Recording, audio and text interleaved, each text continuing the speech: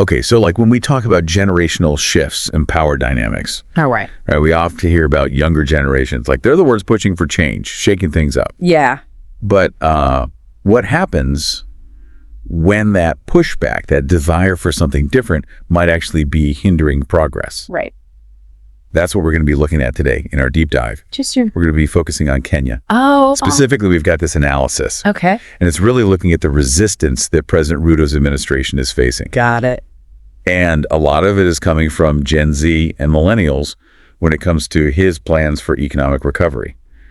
And so the big question is, could this resistance actually be harming Kenya's chances of bouncing back economically?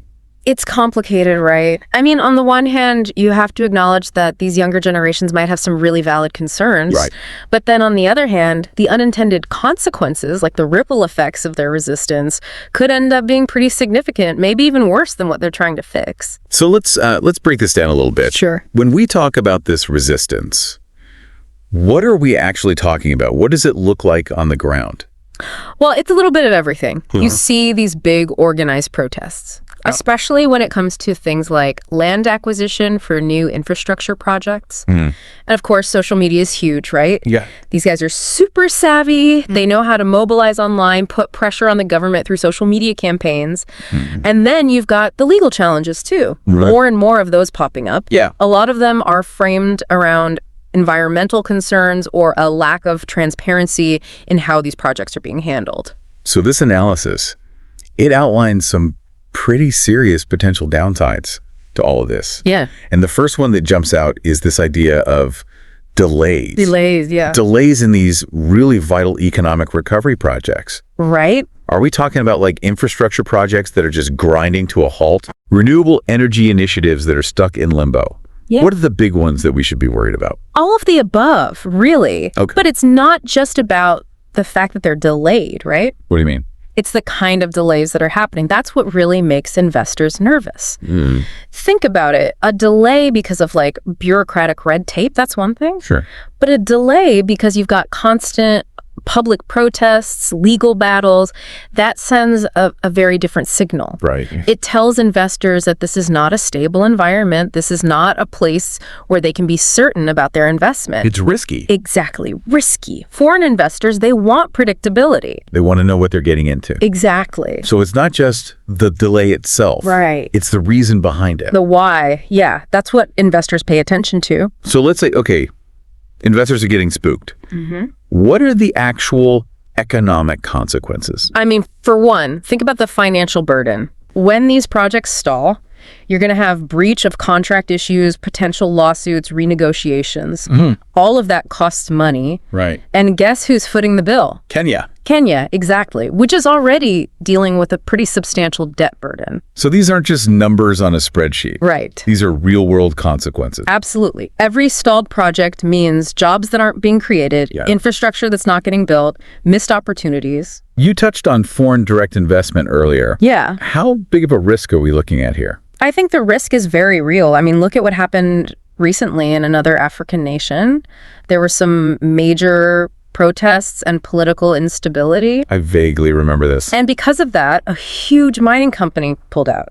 Cost that country billions. Wow. Not to mention thousands of jobs. Investors are watching. Oh, yeah. Taking notes. Absolutely. And if Kenya starts to look unstable, that investment is going to go somewhere else, which means fewer jobs, slower economic growth for Kenya. And how does all of this tie into Kenya's Vision 2030? Vision 2030, right. This grand plan for the future. Yeah, really ambitious, lots of different goals. Affordable housing, universal health care, a strong manufacturing sector. So how do these delays impact that? Well, think about it. If key infrastructure projects get bogged down, that's going to have a huge impact on things like affordable housing initiatives. It's all connected. Exactly. And on the agriculture side, if projects stall, that directly impacts food security, which is a major part of Vision 2030. It's a domino effect. Yeah, one thing leads to another.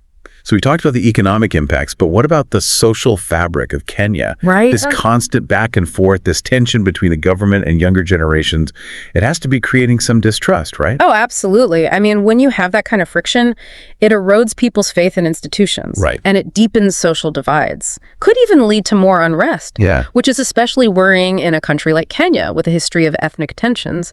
You need that sense of unity to move forward. 100%. A strong social fabric is crucial for a stable economy. Businesses need to feel secure to thrive. Investment flows to places where there's social cohesion, where people trust each other. This next point, it's one that really worries me. This idea of brain drain. Are we really seeing young, talented Kenyans leaving the country because of all this? It's not just an idea, it's happening. And it's not just anecdotal either. What do you mean? The data shows it. There was a recent survey showed a big increase in young professionals. What fields are we talking about? Especially in STEM fields. They're heading to Europe, North America, looking for better opportunities. And when you ask them why, they talk about frustration with perceived corruption, the lack of opportunities in Kenya. They feel like they're hitting a wall. Yeah, like their voices aren't being heard. That's got to be heartbreaking to see. It is, and it's especially damaging to sectors like tech and innovation. Right. Kenya wants to be a leader in those areas. Exactly. They've got these ambitious goals, smart cities, renewable energy, digital infrastructure, the whole 9 yards. But you need the talent to make that happen. Right. And if you have a whole generation that's disillusioned, packing their bags, Who's going to drive that innovation? it becomes a vicious cycle. Lack of opportunity leads to brain drain, which makes it even harder to innovate and grow. So where does that leave us? What can we learn from all of this? Because it feels like a lose-lose situation.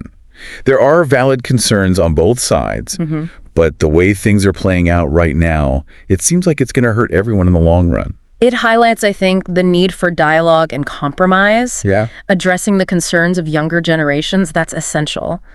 But you can't let it paralyze progress. It's about finding that balance. Exactly. Solutions that are sustainable, economically viable. You know, it's a complex issue. It is. And I think this whole situation really gets you thinking. What's the right balance of power between generations? How do you make sure that progress benefits everyone? That nobody gets left behind in the process? There's no easy answers here.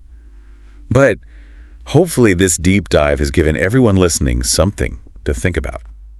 Definitely some food for thought. Exactly, food for thought. Yeah, Thanks for joining me. of course. It was a great conversation. And everyone listening, thanks for tuning in. Yeah, thanks everyone. Keep those questions coming. We'll see you next time. We will see you on the next deep dive. Bye. Bye.